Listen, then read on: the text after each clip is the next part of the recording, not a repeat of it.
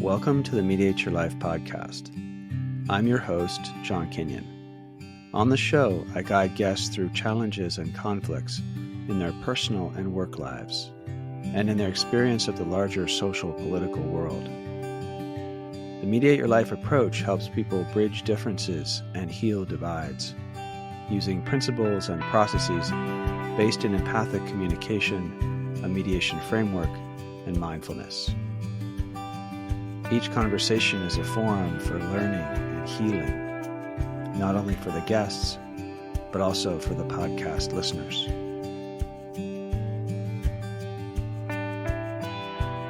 So I am here with Nat Kendall, and I'm really happy to be having you on the Mediate Your Life podcast. You and I have been getting to know each other over the last number of months, and we're going to do some workshops together, and I'm really excited for our collaboration. And you graciously agreed to have this conversation with me and to go a bit deeper into your background and the overlap of your work, which is in yoga, both teaching the asanas, but also the philosophy, the breath work, the meditation. Yeah, you've got a lot of rich experience with that. So just excited we get to dive in deeper together, and thank you for being here. And how about we start with maybe you telling a little of your story of how you got to this moment in the context of our work together and our overlap. What would you like to share with the people listening, watching? Well, first of all, thank you, John. It's really a treat and an honor to be here with you and collaborate on this. I feel very fortunate to have met you. It's kind of serendipitous. I put it out into the universe that I would love to explore the crossover of NVC and yoga. And I happened to be at a meeting of fellow teachers and someone recommended you. So here we are. And I feel, very lucky that we cross paths and that we're exploring this. My journey with yoga and NVC and life has been quite a meandering but beautiful journey. I like to frame it by saying that I grew up in Montana, and I grew up with what feels like a fairly unique experience, how my parents raised me out in nature and very attuned to something bigger. And they blessed me with, a really incredible connection with the natural world and truly the universe. I have this distinct memory of being with my father out on an early morning hike, and we looked up at the stars, and my dad just looked at me and he said, "It's so vast, it's so infinite. And we are the tiniest little dot in all of it." And there was something about that was simultaneously humbling, but also very connecting. It made me feel like I'm part of this magic somehow. And I've kind of carried that with me on this great journey. And when I found yoga, it actually helped me put more context to what I was feeling as a child. The yoga reminded me that I am indeed part of all of this. I am part of this tapestry. I'm nature myself. I'm woven into this. And it gave me a framework to really explore the inner workings of the mind and how we see and perceive this miracle all around us. And I think that was kind of on the mystical level. And then I found NVC. And NVC seemed to almost bridge all of that. It gave me more of a framework as an actual human and the consciousness that we hold to behold all that is and to have an increased awareness of my relationship to myself, to others, and to the world at large. So it's been quite a journey weaving all of that together, and it really has been an honor to step into the role of teacher in the world of yoga and share the philosophy, the breath work, the postures, the meditation, all of it in the attempt to help others find their own freedom, peace, ease from suffering, from the stories that keep us limited. So that's a little bit about me and how I got to be sitting here with you. Yeah, thank you. Yeah, maybe something for people to hear, or to at least to know, who are watching. is that your I don't know, your career, that as you become pretty well known in the yoga world. And that's been exciting for me, and your knowledge of NVC, but then how much you've really done in the yoga world to bring kind of your approach into that space, and how then we can work together on, for me, the NVC plus the working with conflict, and how we're going to kind of weave those themes. Anything on just on the level of your kind of career and where that's taken you on, in terms of like, the kind of work you're doing. Is there anything else you want to say on that before we leave that topic? Well, I mean, the first thing I want to do is honor my teachers, and it is a very auspicious day today, Guru Purnima, where we honor our teachers. And just the word guru, which in the West can seem somewhat loaded, but for me, it's very powerful. It's someone that helps remove our own darkness. And so I do want to thank my teachers, because it is by their grace that I get to do what I do. And they so skillfully helped me in my own evolution of studentship and carried me into this realm where I could share their teachings and the teachings they received. So that has been really the honor of my lifetime. And I never approached the path of yoga thinking I'll be a teacher. It was always just a humble approach of, oh my God, I'm learning so much about myself and how I engage with others and the world at large. I want to keep following this through. And I've been doing that since day one, since the moment it clicked for me. And I really felt yoga as this kind of tangible experience.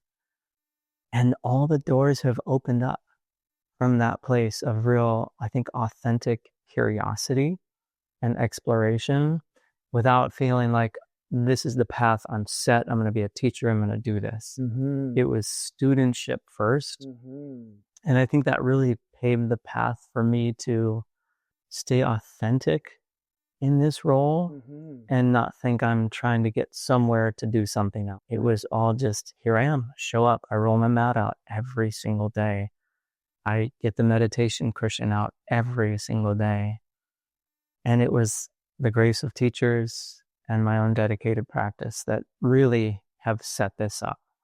And now, it's just amazing to meet other folks on this path. I get to meet students from all over the world.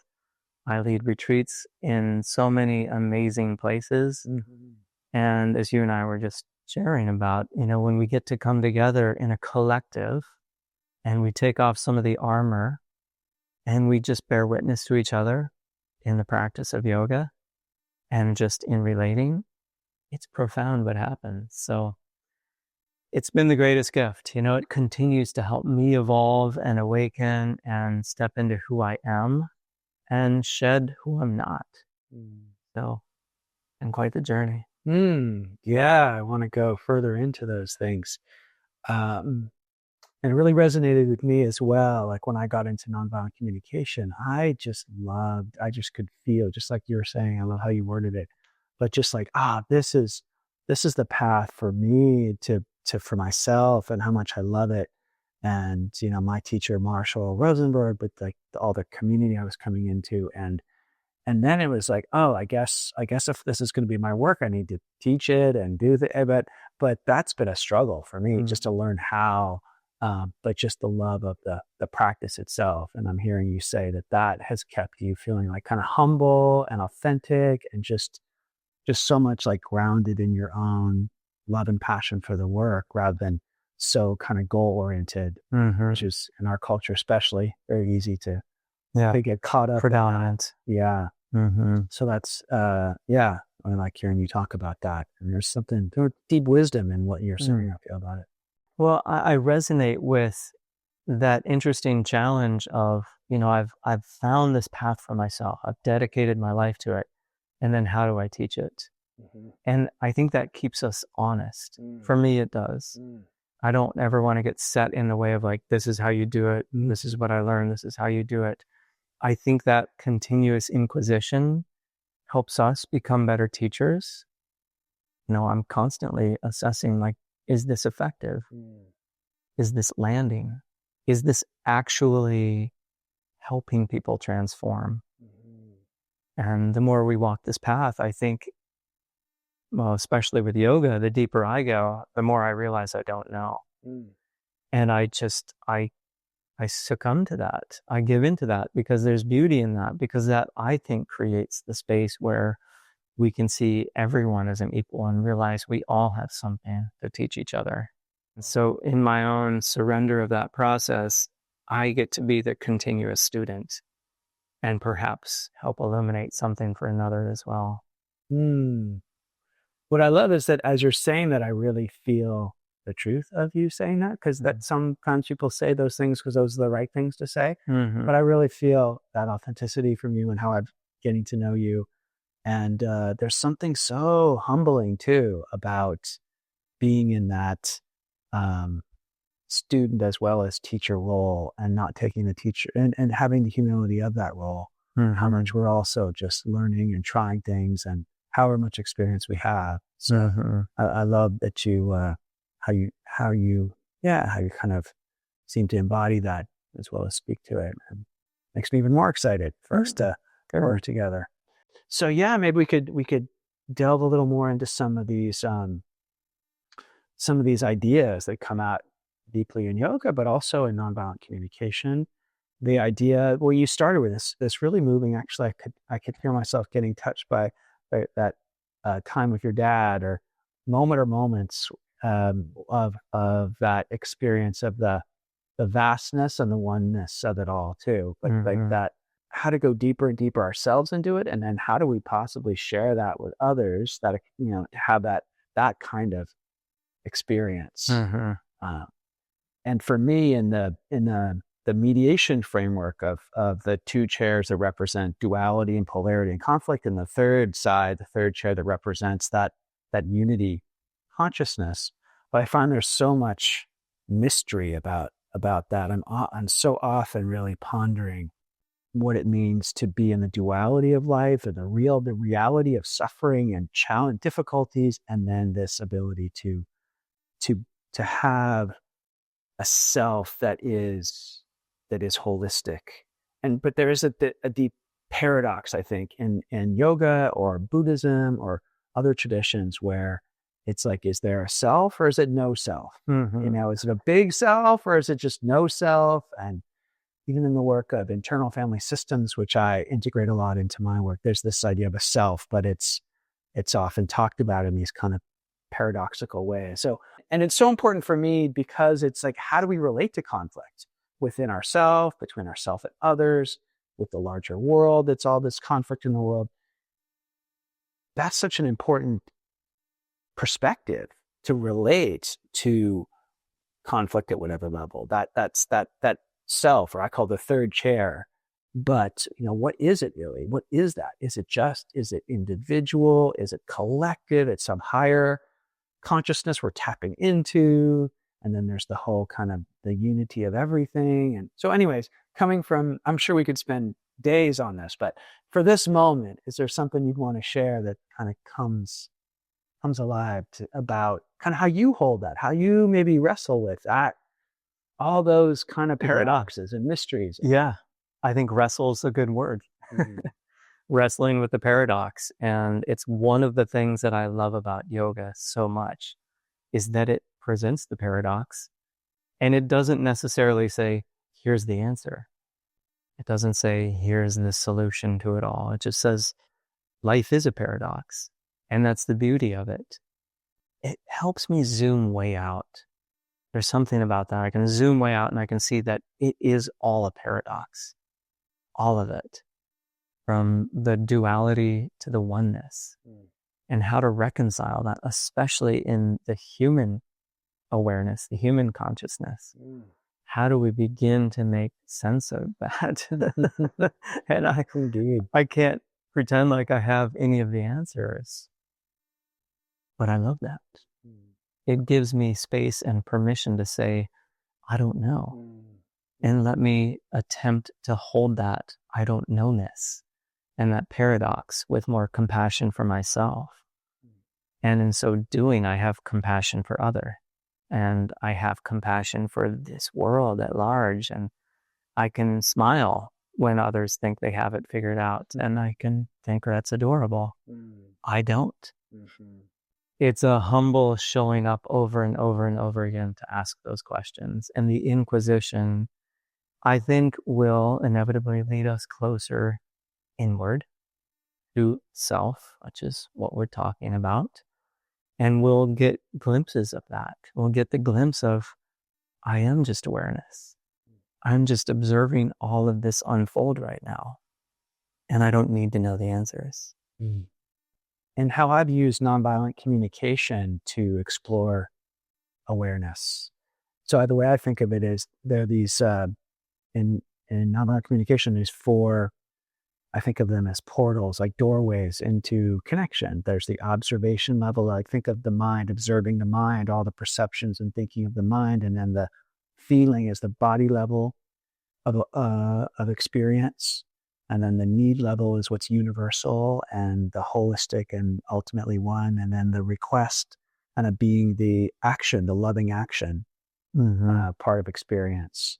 And kind of the action that flows from that kind of how we hold our individualities and differences and how we connect to the larger wholeness, and then acting from that place that can be out of a kind of giving, receiving, compassionate response to life, or kind of a serving of life, In NVC, it's important to me. It's not on the language of these things, but it's like these are like levels of awareness. That's how I like to talk about it. So, and that it's something about all the levels. It's not just one, but it's like I love how all 4 of those kind of weave together.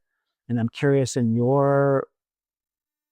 work with yoga and the philosophy of yoga and what you share at your, how with yourself and others. In terms of that, those like levels, is there anything you would comment on that idea of like different ways of being aware, different kind of levels of it, and any way you work that into kind of your offering? Yeah, what you do. Absolutely. I'm so excited to learn more about this with you. And from the yogic lens, the body is such a truth teller. And with yoga asana, we have these amazing opportunities to really kind of get in there in all ways and feel into it, areas that have become dormant and stuck and that, we've kind of numbed out to. And so yoga postures help us stretch our awareness into every cell, every bone, every muscle, every bit of the connective tissue, and there's deep wisdom in these bodies. There really is. And that brings us into that tactile present moment where we can say, I am feeling this. I'm here. My body is experiencing this. And a lot of the time, from my experience, people's mind is elsewhere, right? We're so distracted in our modern world. The mind is drifting off here and there, and the body is a very present physical manifestation of life arising. And so when we can bring our awareness to that level, we can come into a sense of immediacy right here, right now. What am I feeling? And then the mind is a whole nother wrestling match, because the mind can be a trickster and do what it does, and it can fabricate stories, whether it's a fear about the future or it's something that it's hashing out from the past. And so becoming aware of the mind as a whole new layer, the intellect, the mind, and how it's experiencing sensory input, how it's taking that in. And when we can find our way beneath the mind stuff, then I think we're getting to that kind of deeper state where you're talking about, of like that pure observation.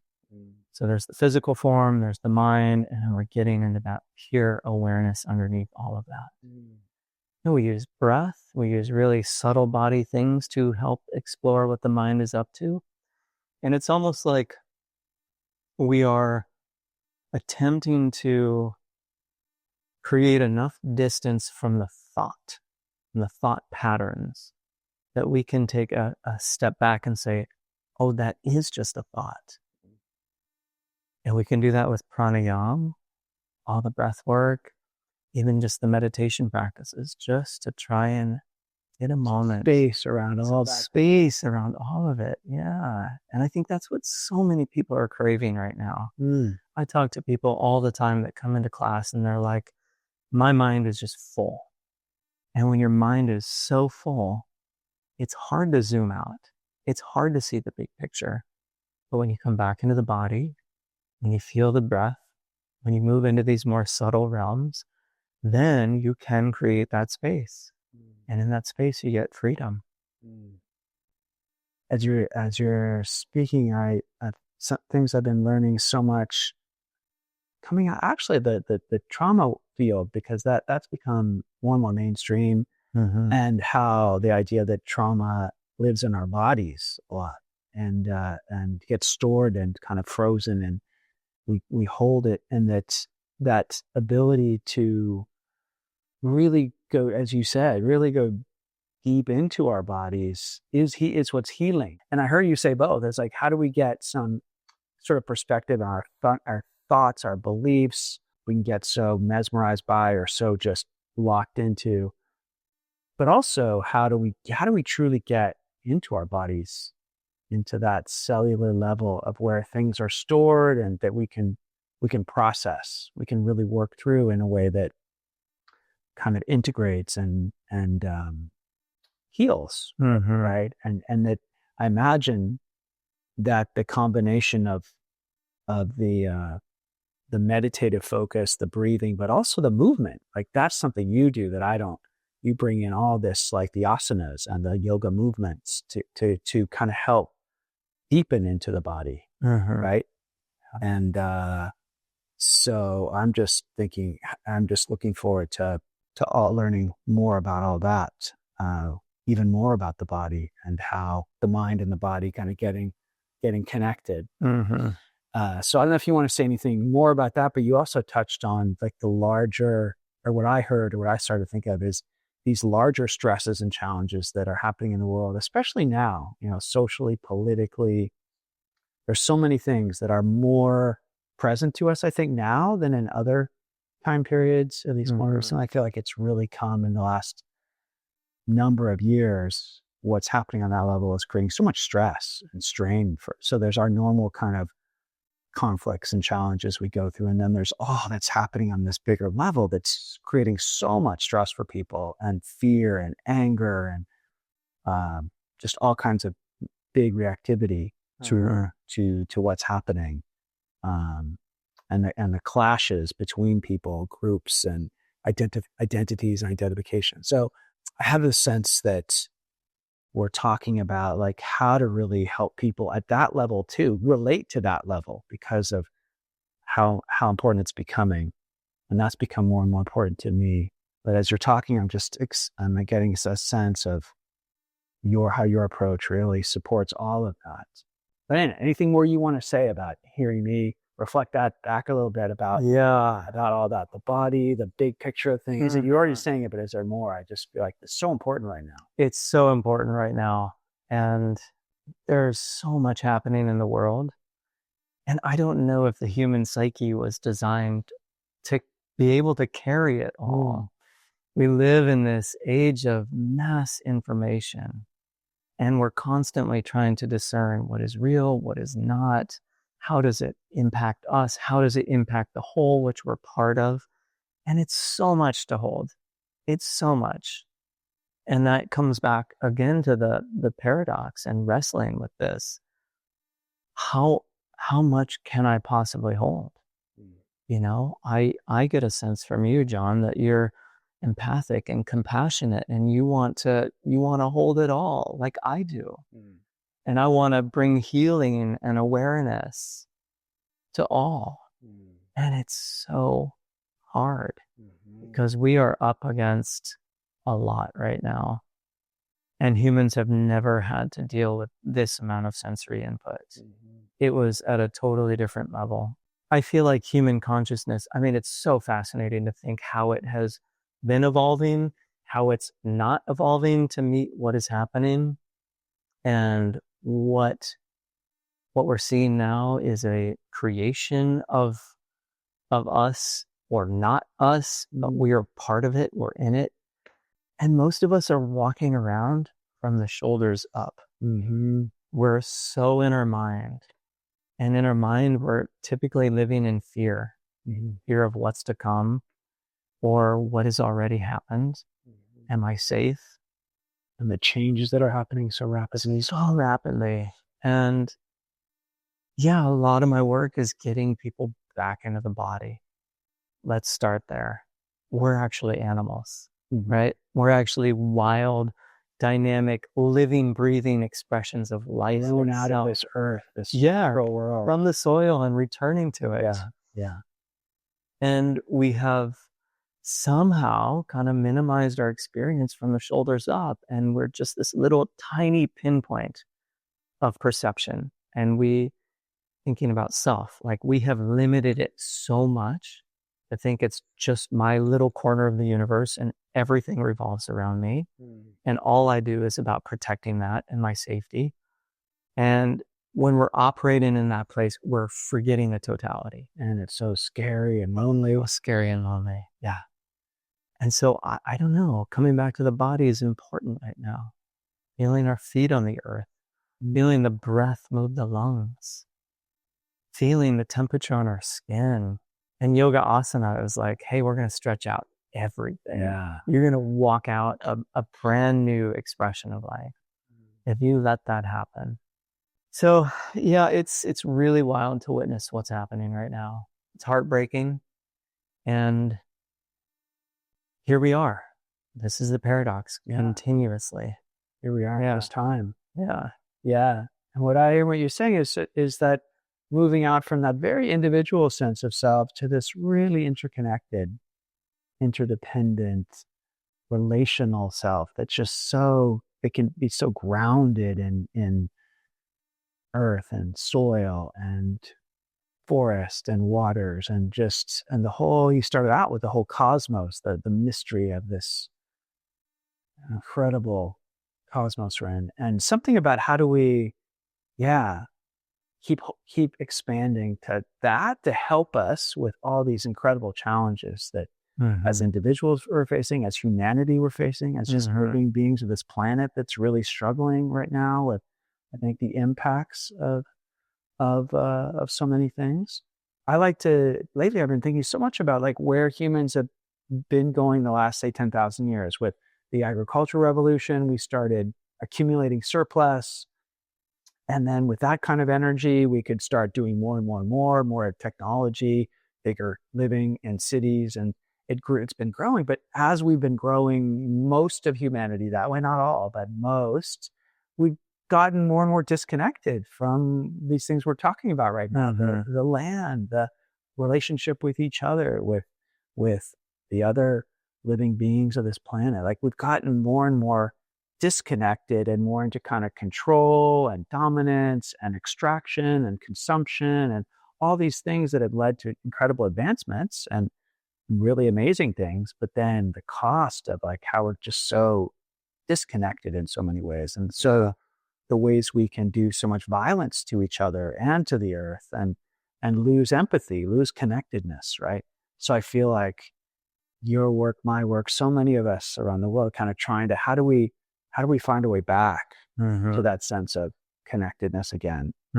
And it seems like this is sort of the time when it sort of needs to happen in a way, because so much is kind of at stake, it seems, with that work of reconnecting. And I love thinking about how many people all over the world are sort of doing this, trying to do this. How do we do it? But then, but I come back to what you were saying about that not knowing. We don't really know how to do it. No, it's so massive now, 8 billion people plus, and the way these systems are the economic systems, the ways that we're so entrenched in ways of being on this planet that are doing a lot of harm as well as a lot of incredible kind of advancements in different ways. So how do we do it? Yeah. And in the end, there's an urgency to doing it. And there's so much suffering that's happening that we're aware of more than we used to be aware of. And so I don't know if there's anything else you want to so much to riff on that. Yeah. So much to riff on. First of all, I'm curious if we have a self-imposed belief of urgency, Mm. you know, like Okay. how long has the planet been here? Yeah. Long time. Yeah. Yeah. And how long humans been here? Very short. Short amount of time. Yeah. And I think this is part of the information that is available to us now. It is just being pushed on us. And it does light up a sense of action and urgency. And this is what I experienced that moment with my father. We're the tiniest little dot. And it's humbling.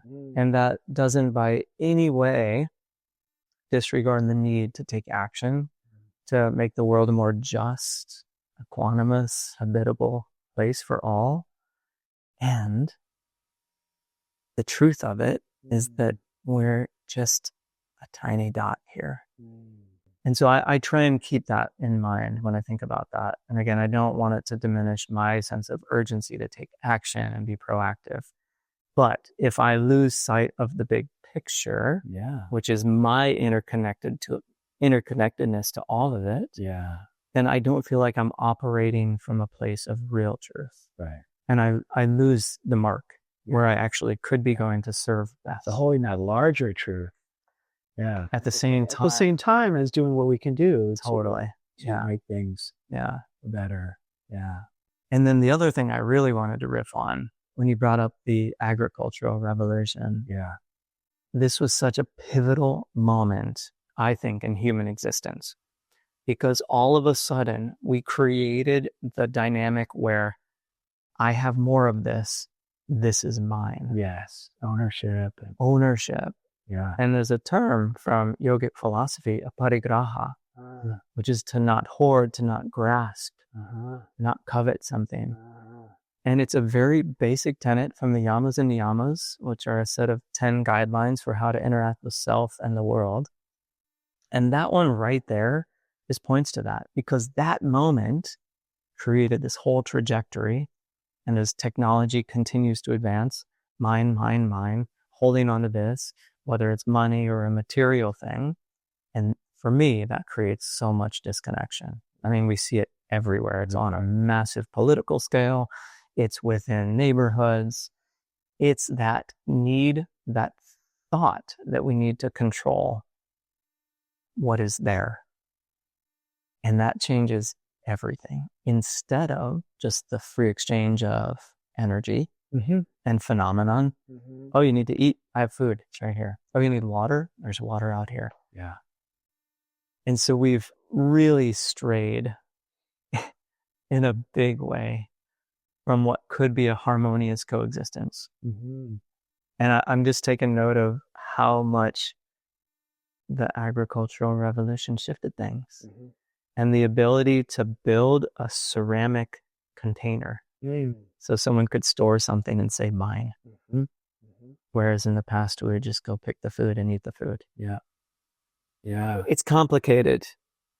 Right. Yeah. And but I love how you're talking about that. And particularly that you are talking about in the yoga tradition that goes back, 3, 4, 5,000 years, something like that. Something like that. And that wisdom is in there. I really like hearing about that. And when I think about that yogic wisdom, the way I hold the framework is that all of it was given to us to be free, to stay connected to all that is, and to not get stuck in our own narratives and story, and to be free. Thousands of years ago, like the yogis of old realized these are already going to be troubling times. Problems will arise in the human condition. And they're so basic. They're so foundational. I love that. Yeah. And it's reminding me, we talked a little before we started about these other couple terms coming out of the yoga tradition, Ahimsa, Satya, anything more you want to just weave in about those really pretty, like very core, very ancient terms. And they've been, used in nonviolence movement and things like that. But anyway, anything else you want, given what we're talking about right now? Yeah, I actually am feeling chills head to toe just thinking about this, it's so resonant for me when we think about the human condition, like at the base level, these tenets. And Ahimsa and Satya are just, for me, they're first and foremost. They really speak volumes about what the yogis of old were trying to guide us to, which is our interconnectedness and our internal peace and ease. So Ahimsa means to do no harm. That feels nearly impossible, but we can at least try and stretch it in the direction of do less harm. And I don't know about you, I don't know about our listeners right now, but I know for myself, when an action of mine creates harm, I know that it creates a ripple in my mind and in my heart. And I know that that has an impact on my psyche, my being as a whole. And so the more I become aware of what actions I take and try to minimize the harm that I create, that gives me more internal ease and peace. And from that place, I can operate in the world with way more fluidity, way more connectedness. I'm more present, more awake to what's happening. If my mind isn't regretting what I did or fearing what I may do. So Ahimsa, for me, is a beautiful way to tap into an intrinsic harmony, a congruence that I want to feel, and I think most others want to feel. And Satya is truthfulness. And this is powerful as well, because as yogis or people endeavoring to walk this path, we're constantly asking, is my mind seeing what's real? Is my mind seeing the truth right now? And am I speaking and acting in accordance with that?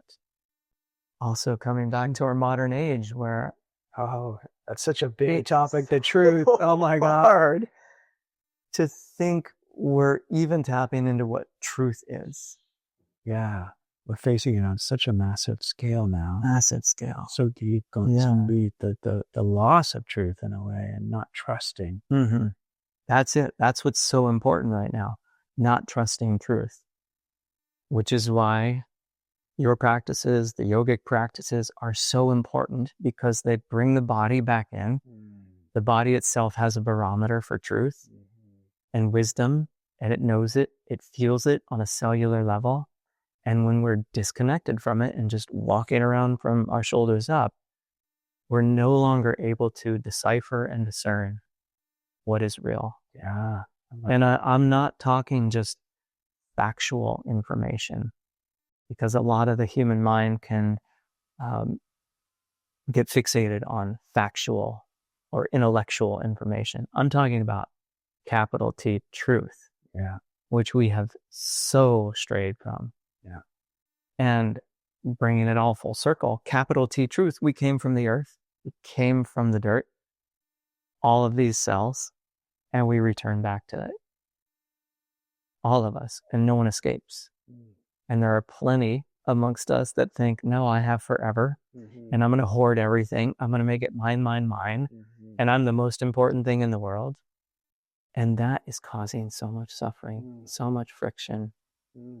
So Satya and Ahimsa, I mean, these were paramount for Gandhi's work, as you know, and he changed a nation by just living those values. And the power, that kind of personal power he had because of these things you're talking about. Yeah. That personal power, like he did not let himself stray from it. And we live in an age where it's like, it's pretty easy. I'll just stray. I'll just buy the thing on Amazon. I know the impact, but it's okay. And Gandhi was steadfast. Yeah. What a beacon. Astonishingly. Yeah. Yeah. And when you see that in others, it's amazing to behold. And when we can help other folks awaken that in themselves, that's a great gift. I'm thinking even just on the level of the truth of our own bodies and how our bodies connect, right? Like the truth of not just intellectual understanding, but the truth we can feel in each other, right? We can feel truth because our bodies sense and know, and our nervous systems are interrelating, but just that level of how we can connect to each other through that deeper truth of our own bodies. Yeah, that it's not just internal, it's interpersonal. It's even being able to try to have empathy to other actors in the world doing whatever that we find horrific or whatever, destructive, but that if we can feel their humanity also. Yeah. Anyways, there's a lot there, but we had talked about maybe finding if you feel ready to transition, and if you have some energy for it, just something personal for you, that so as people listening, watching can also experience something at that level, something kind of more vulnerable and personal, a challenge, current or past, and then maybe something from my work that we could use as a container to walk it together a little bit. Did something come to you that you would want to? Yeah, well, thank you for the invitation. It's always powerful when someone's willing to bear witness to that and hear that. Relative to what we have been speaking about, I think one of my big challenges is holding myself and my view in that state of equanimity, and then engaging with loved ones, people near and dear to me that are so polarized that they're holding on to whatever side they're holding on to. And this is all sides. They're holding on to it so tightly that I'm feeling like I can't connect with them, or that I can't actually speak what is honest and real for me, because it will be more polarizing for them to hear that. And I'm struggling with this because these are people that I love, and I don't want to be right. I just want to be able to have what you and I are having, really honest, truthful conversation. Yeah. And it's with neighbors, it's with family, it's with loved ones. And it's when you, as you're talking with them, you hear a kind of really, really locking into one side of the polarity of certain social issues or the politics of things. Yeah, exactly. And then how to relate to that. That'd be great to work with for a few minutes. So what's coming to me is, so I don't know, there's maybe an inner dialogue in you about how to relate to this. I'm guessing kind of facets maybe of different parts of you having different kind of impulses. And then there's also like how to relate, how to have or engage in those kind of conversations. I think an easier way to start, at least, and maybe we wouldn't get to the outer, is to start with the inner, and then maybe, I don't know if we'd make it to the outer, but is that okay? Maybe, does that feel right to sort of start with like just how you're trying to hold that complexity in yourself? Yeah, absolutely. So a way to start is just finding, sometimes people get overwhelmed by the complexity of all the different reactions we're having to something like that, and all the issues, and right. So if you just get quiet inside for a moment and find the voice, the part of you that kind of first wants to share something about that, like what's difficult about it, or painful, or what you want to be able to do, or think you should be able to do, or how people should be that they're not, and whatever perspective or voice that just wants to be heard. I can imagine there are a number, but just if you sort of drop into one that you could give some voice to, and then together you and I just kind of give empathy to it. Just hear what it has to say and what's going on in your body about it. It's one thing. That sound good? Absolutely. Yeah. So what comes? Yeah, the first thing that came to mind was this idea that we all want to fit in, right? Well, I won't project that on anyone else, but I think we want to be part of a tribe and a team, and we want to feel like, yeah, we see the world together and we see it the same. And I feel like in this particular situation, there are moments where I think, God, I should just agree with them so that we can have that mutuality, which is what I want. But then I have to acknowledge that's not my truth. And so I think that's probably the biggest friction point. Is like wanting mutuality, and not knowing if it's available. And then truth, wanting that Satya of truth, and also wanting connection, relationship, kind of harmonious, enjoyable relationship. Yeah, I mean, that's it. Yeah, right. Like wanting to connect in a Like really easy deep, kind of. Yeah. Do you have, and not to need to say who, but do you have a particular person in mind that helps sometimes? Right? I'm hearing that there are sort of multiple, different situations. If you have one in mind that you can kind of focus on, and if we just take one of those at a time, like it could be either the part of you that wants just to have a kind of easy connectedness with somebody, a family member, whoever it is, or the part that's like, but I want to be authentic. I want to speak what feels true. Which one can we go maybe a little deeper into right now? Yeah, I have somebody in mind for sure. And which side, if we kind of think of it at the moment, there's those sort of two sides of you to bring, and the idea, or my approach is from this third chair kind of perspective, bring empathy to both. Yeah. And if we just go a little deeper into both and then see how they come together.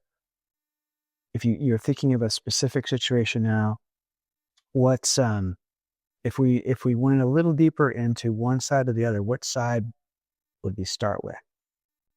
Which one kind of speaks up or between wanting to connect and not create tension and friction and right, or the part that wants to be able to speak what's really true for you? Which, if we just started with one, or both are important. Yeah. But if we started, we just picked one at a time, which I find kind of helps. Because if you try to do both at the same time, sometimes it's more effective to just go deeper into one and then deeper into the other. So which one? Let's chew off the big one first. Let's go for the truth. Truth. Okay. Yeah. So can you find that in your body? So we talked a lot about the body, like sort of finding that. Where does that, do you feel any place in your body? Where does that live in this moment right now? Yeah. In this moment. Yeah. Take your time. Kind of, what do you, right now? What?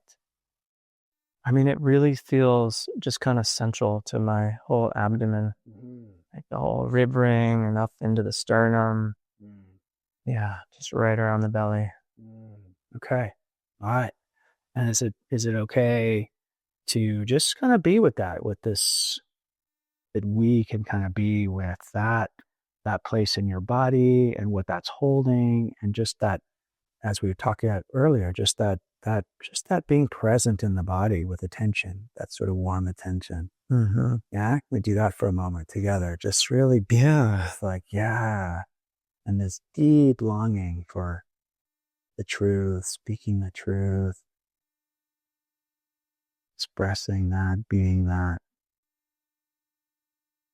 and focusing in this whole kind of belly area. And as you do that, is there anything else that comes? Would you notice images or other sensations or other, anything else that part of you communicates? I mean, I feel a welling up behind my eyes. It's just tears. Wanting everyone to feel okay, feel good, and feel safe. And is that the truth?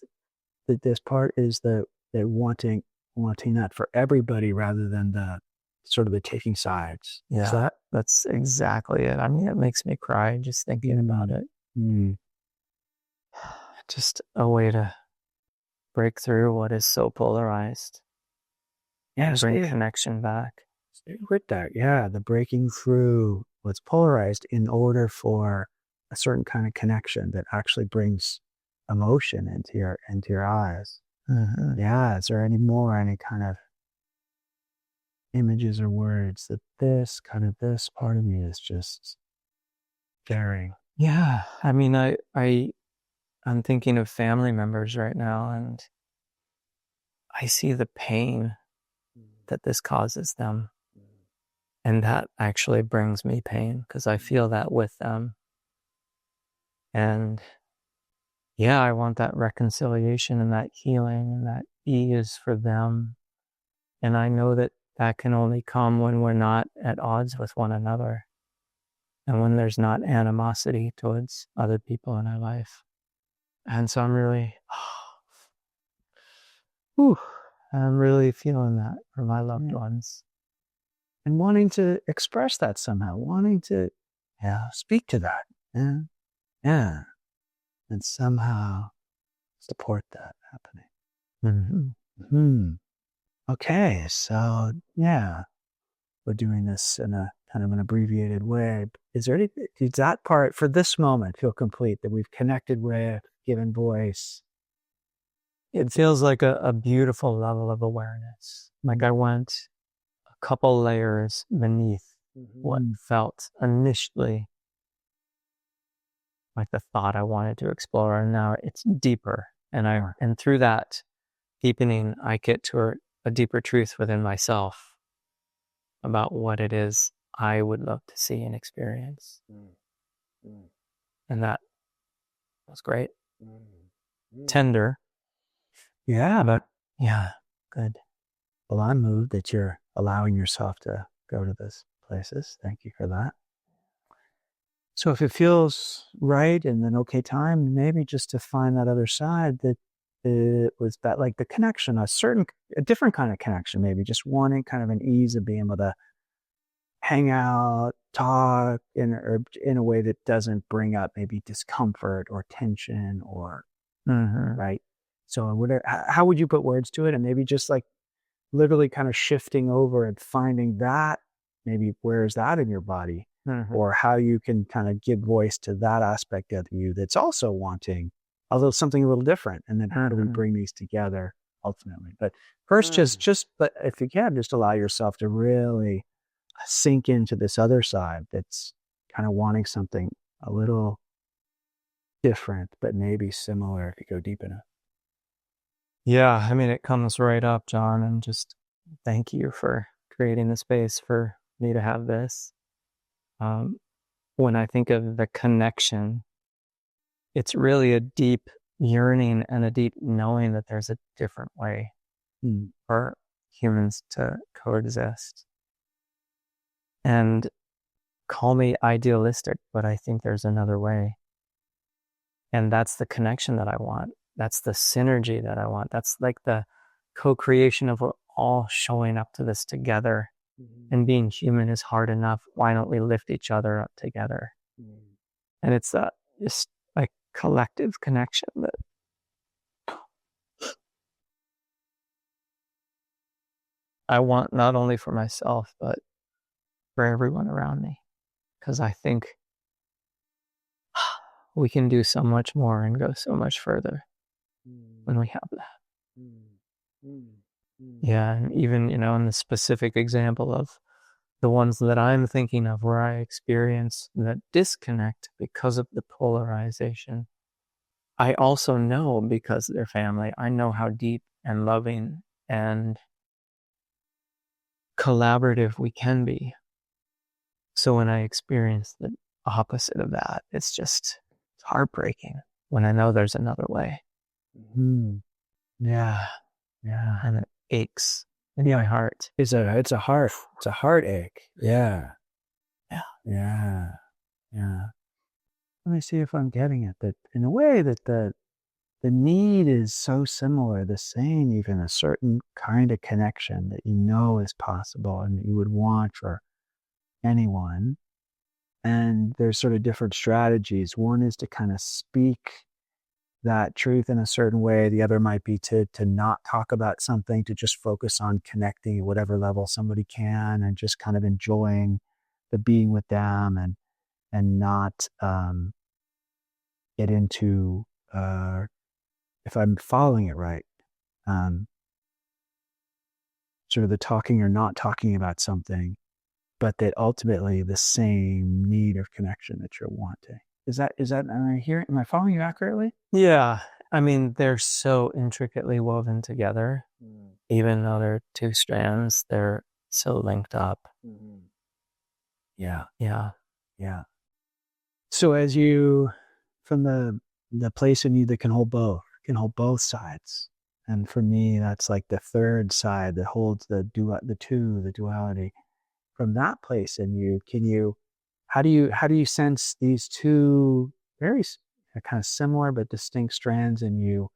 Are they hearing each other? Are they in sync? Or is there still some tension between these two? How is that right now? Yeah. I mean, it's right back to the beginning of the paradox of all of it. And when I zoom out, when I become the observer, I literally just wrap my arms around myself and smile and think, of course you want that. Yeah. And I hold myself with both of those strands. And I acknowledge that I'm human and I want that. Yeah. Is any image that synthesizes them, that's thinking to any of these family members, any new kind of doing this right now, kind of feeling into and connecting to these parts of you? Does any creative idea or image come of something that might be different or new, or some way that really honors these two strands, these two sides of you? Mm-hmm. Anything come? Mm-hmm. Sometimes it takes a while for something to kind of pop in or open up, but in this moment, does anything come?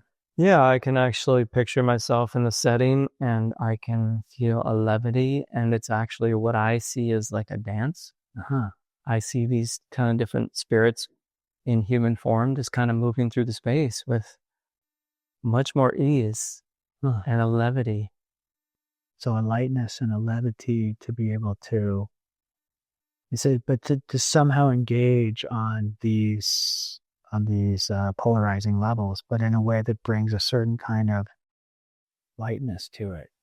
Is that right? Yeah. Like, I think it's through my own kind of embodiment of what I'm feeling that I can just be in the conversations with less judgment, less expectation that anything should be different, and more of just the holding that here we are. Yeah. It's perfect, just like this. And I love you so much that here we are.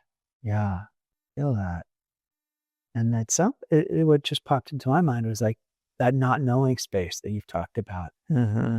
Not knowing how those polarities get resolved or how all these difficulties get dealt with, but somehow just showing up in the way you just said, and just being in that kind of open, not knowing, but kind of light-hearted, but still deep and connected place, that kind of trusting that something, if you bring that to it. Yeah. Yeah. Mm-hmm.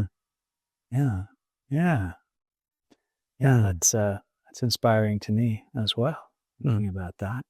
This idea of the lightness that you brought, right? You can, it's something, this conversation gets so heavy and conflictual, right? And just that combination of deep love and appreciation and lightness, but still talking about maybe what feels really true and important and not avoiding. But yeah. And I'm having this other image come to mind where if we take two things that would create a polarity, and then we have a third thing saying there should be no polarity, then we now have three things in opposition. So I'm having this moment of reconsidering all of that. Yeah. Okay. Cool. That's a cool insight. Nice. All right. Well, yeah, if we had more time, we could talk about we could explore what kind of conversation that would actually be like. But for now, it feels like I really love that you were willing to go into that space and go so deep into it. And I'm enjoying the insights you're getting as well.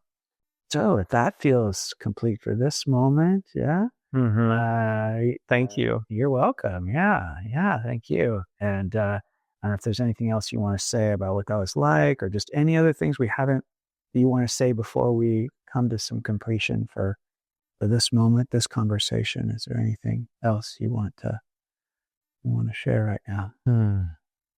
Yeah, it's just, I feel moved and I feel a lot of gratitude to have that conversation with you and have you hold that and bear witness to it and offer insight and guidance to kind of create that experience of space.